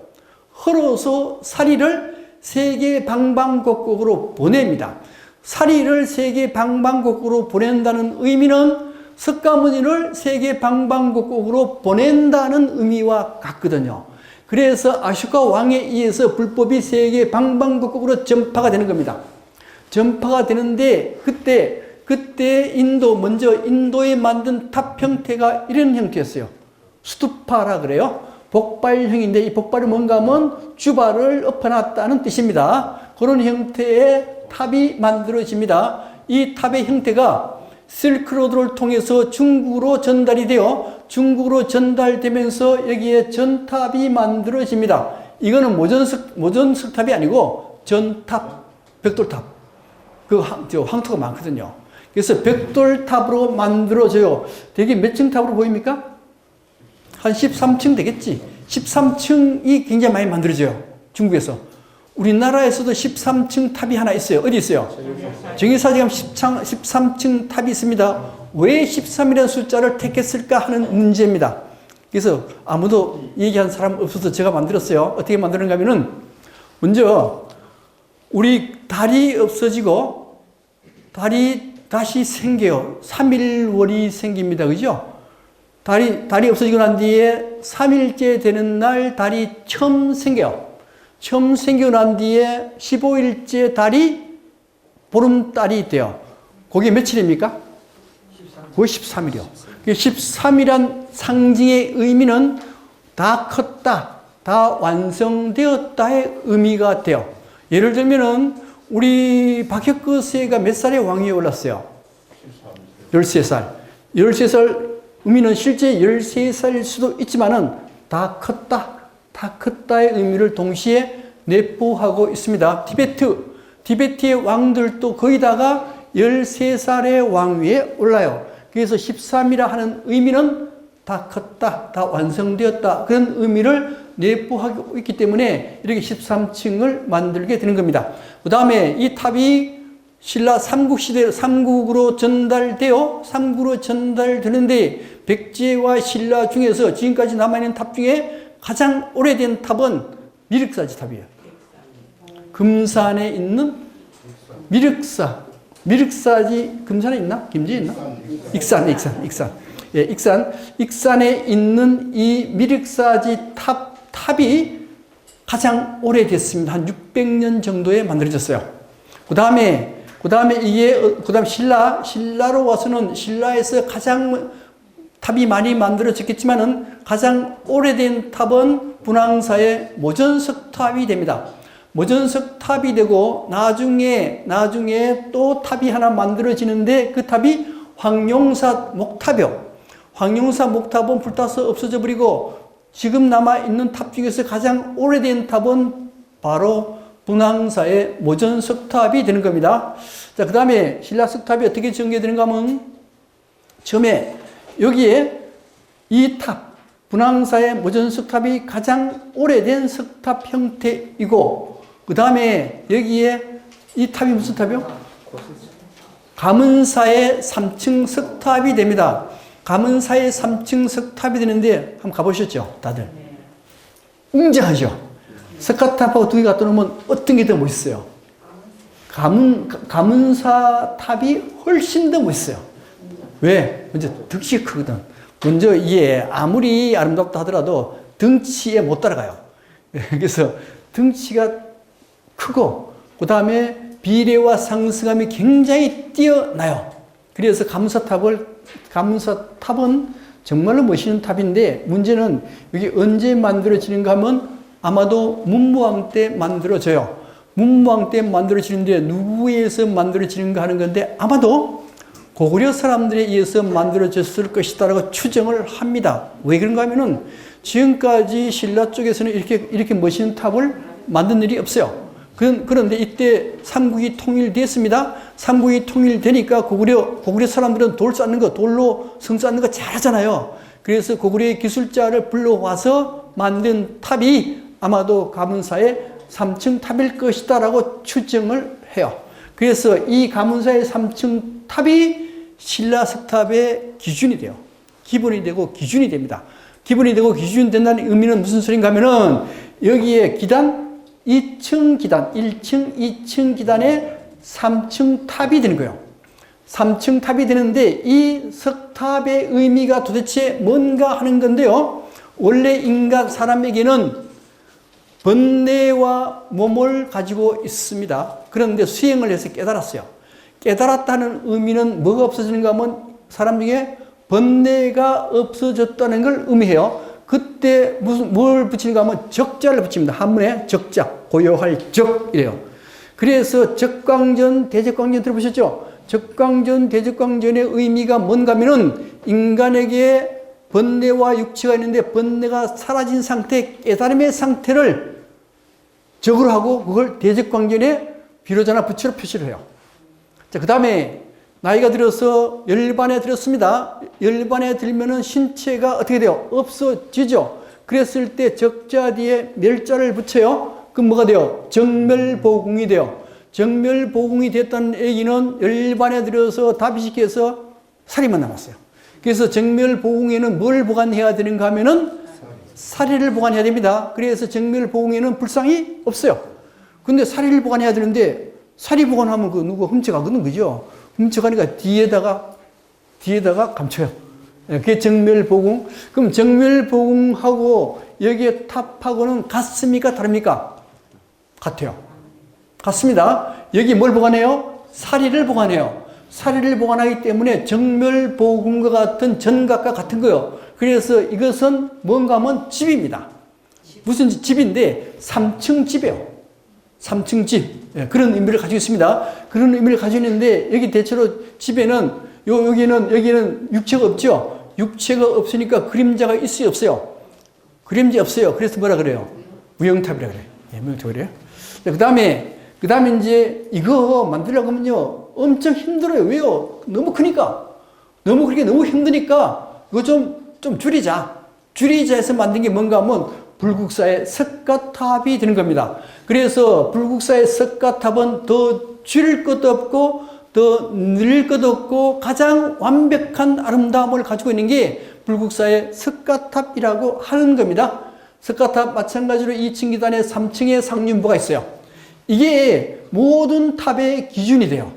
모든 탑의 기준이 되고 이 경두왕 때 만들었거든요. 경두왕 이후에는 돈이 없습니다. 돈이 없으니까 대충 탑을 만들어야 돼요. 그래서 기림사 같은 데 탑 보면은 좀 볼품이 없어요. 이렇게 나중 요 기준되고 탑이 모양이 없어지면 신라 말기 탑이 되는 겁니다. 그 다음에 신라의 사리탑 장엄인데요. 여기에 아까 뭐라는가 하면 여기에 누가 계신다고요? 부처님이 이 안에 계십니다. 부처님이 안에 계시면은 이 탑 하나는 실제는 사찰의 의미를 동시에 가지고 있어요. 사찰의 의미를 동시에 가지고 있으니까 이 사찰 들어가려 그러면 뭘 통과해야 되는가 하면 사천왕문도 통과해야 되고 금강문도 통과하고 그렇잖아요. 그죠? 마찬가지로 탑에다가 금강문과 사천왕문을 만들기도 합니다. 예를 들면 이런 거 있어요. 이게 어딘가 하면은 원원사지죠. 원원사지인데 여기에 2층 기단부 면적이 몇 개인가 하면 면적이 몇 개요? 하나, 둘, 세 개. 돌아가면 12개죠. 12개에 뭘 새기면 좋을까요? 12지. 12지 새기면 좋아요. 12지를 딱 새겨. 12지는 시간의 신이면서 방위의 신 지키는 거예요. 뭘 지켜요? 이 안에 있는 석가문들을 지키는 겁니다. 그 다음에 여기는요, 면이 몇 개요? 4개죠? 4개. 이게 사천왕이 지켜요? 사천왕이 지키는데 우리 전에 들어갈 때 뭐가 있는가 하면 사천왕문이 있죠? 사천왕문을 탑에다가 새겨놨다는 의미입니다. 그러니까 이 탑이라고 하는 것은 어떻게 보면은 하나의 사찰의 의미도 동시에 가지고 있어요. 이 안에 누가 계시느냐? 부처님이 계시거든.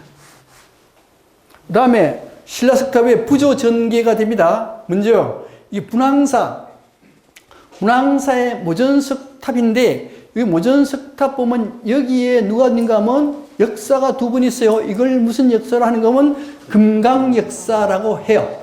금강역사를 하는데 아까 뭐라 하는가 하면 탑은 하나의 사찰의 의미도 동시에 가지고 있다 그랬죠. 근데 우리 사찰문을 들어갈 때 두 번째 문이 뭔가 하면 금강문입니다. 첫 번째가 일주문이고 두 번째가 금강문인데 거기에 금강역사가 있어요. 이 금강역사가 바로 금강역사입니다.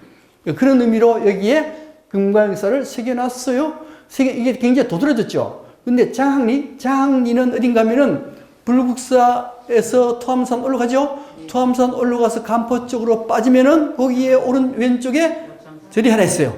장사지. 거기 가면 5층 탑이 있는데 여기 도드라진 게 흐려져요.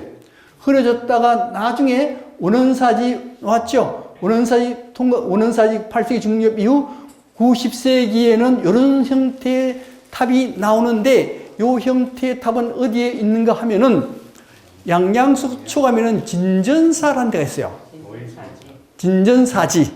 진전사지에 국보탑이 하나 있습니다. 국보탑이 있는데 여기 보면 여기 2층 기단 면적이 몇 개요? 면적이 2개 전부 다 8개. 8개의 누구를 배치하면 좋겠어요? 팔부신중을 배치하고 1층 탑신부에는 원래 사천왕을 새겼죠. 보통 탑에는 부처를 새기지 않습니다. 그런데 진전사지 탑에는 사방에 부처를 새겼어요. 사방에 부처를 새기면 이것은 밀교의 탑이 됩니다. 밀교가 의미하는 바가 뭔가 하면 밀교라고 하는 것은 비밀 불교라는 거거든요. 근데 밀교가 얘기하는 것은 온 세계가 다 부처들이다. 부처가 별도로 있는 게 아니고 우리 눈에 보이는 모든 것들이 다 부처이다라고 얘기합니다. 부처인데 이걸 동서남북으로 다 표현하자. 그러면 동서남북에 있는 사람들이 다 부처인 거 아니냐. 그래서 사방불이 나와요. 아시겠죠? 사방불은 온 세계가 다 부처임을 나타내는 겁니다. 그게 밀교입니다. 밀교. 그래서 칠불암에 가시게 되면은 칠불암에 그 사방불이 있죠. 그 사방불이 바로 밀교의 사방불이요. 그래서 여기엔 맨 9세기 이후에 이렇게 새겨지면 이거는 밀교의 탑이다. 이렇게 보면 돼요. 이렇게 이제 부조가 이렇게 전개됩니다. 그 다음에 분황사 분황사의 모습은 이런 모습이었어요. 1915년 이전까지는. 왜 이런 모습이었느냐? 그 당시 먹고 살기 바빴죠. 그죠? 먹고 살기 바쁘면요, 문화재 관리 안 합니다. 관리 하나도 안 해요. 그 다음 이것뿐만 아니고 경주에는 모든 문화재는 이 당시에 관리가 안 됐어요. 그리고 1960년도까지만 하더라도 내가 들은 얘기인데, 첨성대 있죠? 첨성대에 그 맨 위에 여름에 가을쯤 되면 이럴 때 올라가서 고스톱을 치면은 아주 좋대, 여기가. 네 명이. 그래서 네 명이 고스톱을 쳐요. 막걸리도 좀 마시고. 고스톱을 치는데, 이게 화장실에 가야 되겠네. 화장실 가야 되는데, 화장실 내려가려고 그러면 보통 일이 아닙니다. 그러니까 어떻게 하겠어요? 그런 시대예요. 그런 시대 대체로. 근데 먹고 살기 어려울 때는 그렇게 돼요. 이렇게 됩니다. 먹고 살기가 좀 좋아지면은 문화재를 찾게 됩니다. 그래서 이제 다 이제 됐죠. 그래서 여기 모전석탑. 원래 분황사 모전석탑은 추정해 보니까 아마 9층 탑인 것 같아요. 9층 탑. 다음 9층 탑인데 여기에 묘하게 여기에 기담부가 굉장히 넓어요. 기담, 여기 넓죠? 넓어. 왜 넓으냐? 다른 건 안 넓은데, 그 넓은 이유는 뭔가 하면은, 여기 이 뭔가 하면은 수투파, 인도의 수투파입니다. 수투파인데 왜 수투파를 이렇게 만드는가 하면, 요 문을 열고 안으로 들어가서 오른쪽으로 세 바퀴 돌면서 여기에 부처에게 경배를 하도록 되어 있어요. 여기에 이렇게 경배하도록 되어 있는데, 요 모습, 경배하도록 하는 모습인데, 예를 들면 여기 뭔가 하면 간다라 탑이라고 보는 겁니다. 간다라에는 이런 형태의 탑을 만들었어요. 탑을 만들어서 이 위에서 경배를 했다라고 보는 겁니다. 근데 이 간다라 지역에서 찍은 게 아니고, 요것은 어디 건가 하면요? 어디 것 같아요? 영광. 영광법성포. 영광법성포에 마라란타가 들어왔거든요. 근데 마라란타가 대체로 아마도 간다라 지역이 있을 것이다 라고 추정해요. 그래서 간다라 형태의 탑을 만들었으니 바로 이렇게 기단이 넓게 만드는 거예요. 넓게. 왜 넓었느냐? 여기에 우요 삼재파구에서 그 흔적 때문에 요도 기능 때문에 이렇게 여기를 넓게 만들었다라고 추정을 하는 겁니다. 두 번째, 그 다음에 탑 사면에 금강 역사상이 이렇게 있어요. 금강 역사상이 있는 이유는 여기가 뭐라 했어요? 아까 말씀드렸듯이 하나의 사찰이라고 그랬죠. 그죠? 사찰이면은 문이 있어야죠. 문. 우리 절에 올라갈 때 첫 번째 일주문이고 두 번째가 무슨 문이요? 금강문. 금강 역사가 있는 문. 그래서 금강 역사가 이렇게 두 분이 있다 이거요.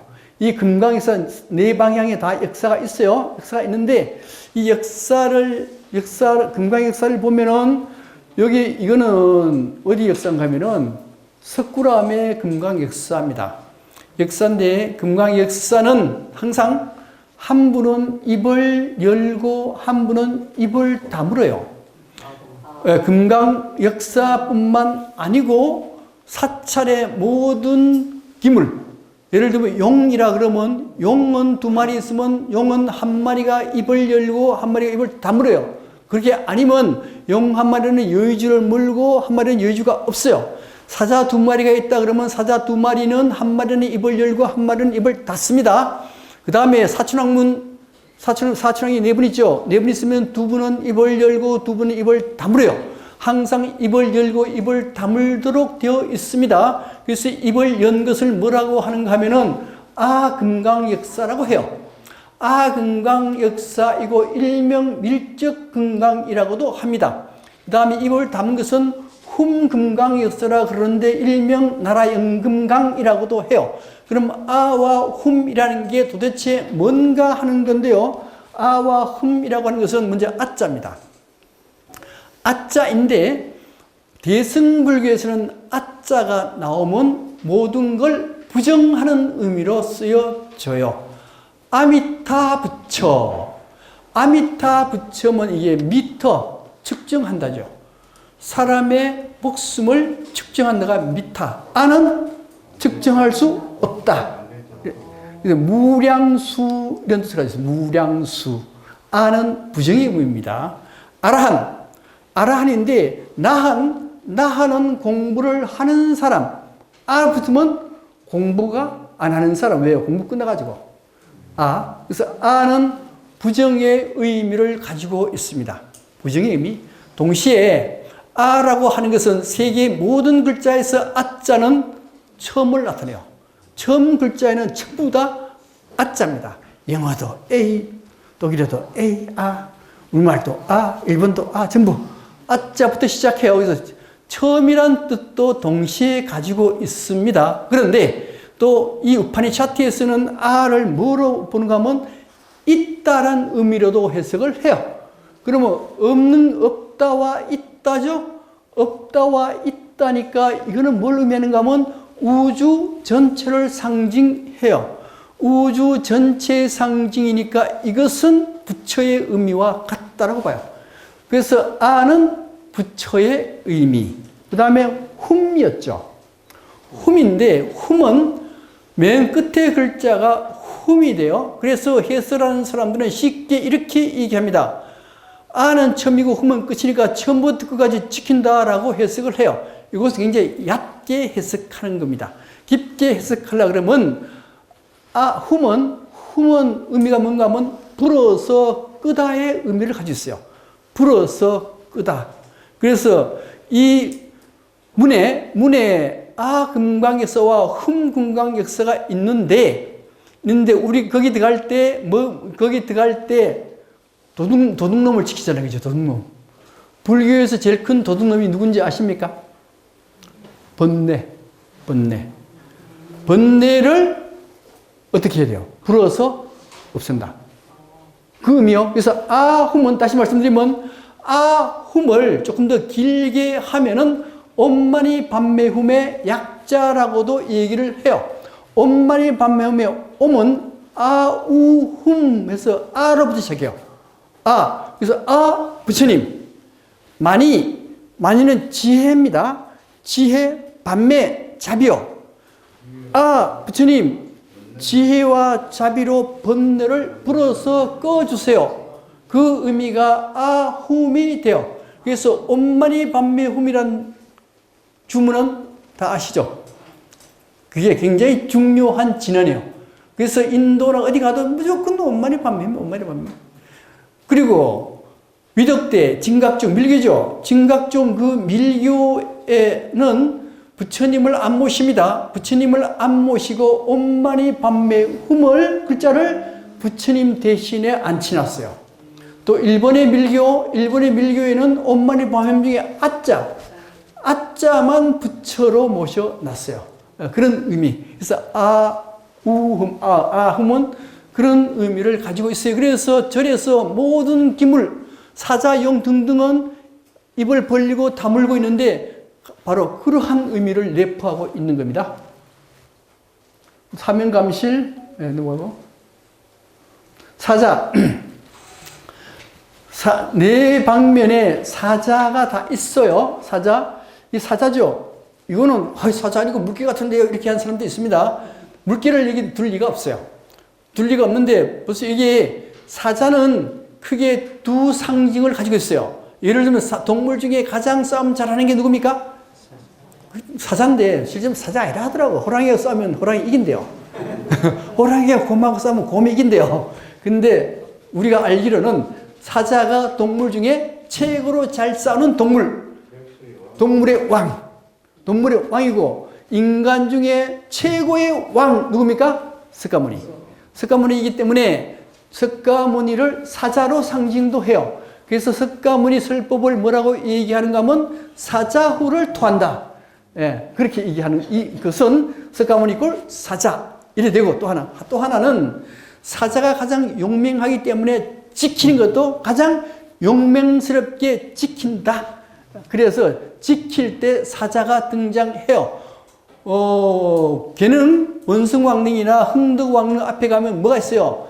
사자가 사방에 있죠. 그 사자가 바로 왕릉을 지키는 기능을 하는 겁니다. 그 다음에 모전석 탑에 이렇게 사리 장엄구가 여기 석함에 넣어져서 안치되어 있어요. 사리 장엄구라 하는 건 뭔가 하면은, 자, 이 석탑이 잘 있으려면은 지신한테 잘 보여야 돼요. 지신한테 패백을 해야 되는데, 폐물을 갖다 바쳐야 되는데, 바로 그런 의미로 이런 것들을 석함에 넣어서 안치시켰다라고 보는 겁니다. 그 다음 분황사물 삼용 변호정부터 또 좀 길게 얘기가 진행되니까 오늘은 이제 시간이 거의 다 돼서 오늘 강의는 이걸로 끝내도록 하겠습니다. 예, 여러분들 수고하셨습니다.